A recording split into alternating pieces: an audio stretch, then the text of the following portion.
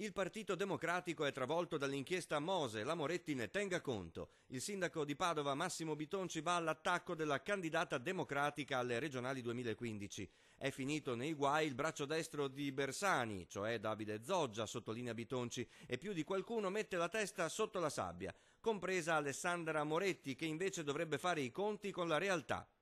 L'esponente leghista mette perciò in guardia l'europarlamentare vicentina in corsa per guidare la regione Veneto e che ha chiesto a Zoggia e Mognato di autosospendersi dal partito.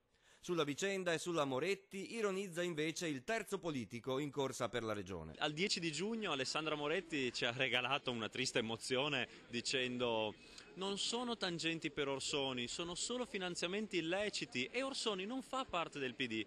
Infatti lo stesso Orsoni è andato a denunciare ai giudici che ha ricevuto sì questi finanziamenti illeciti e li ha proprio ricevuti dal PD.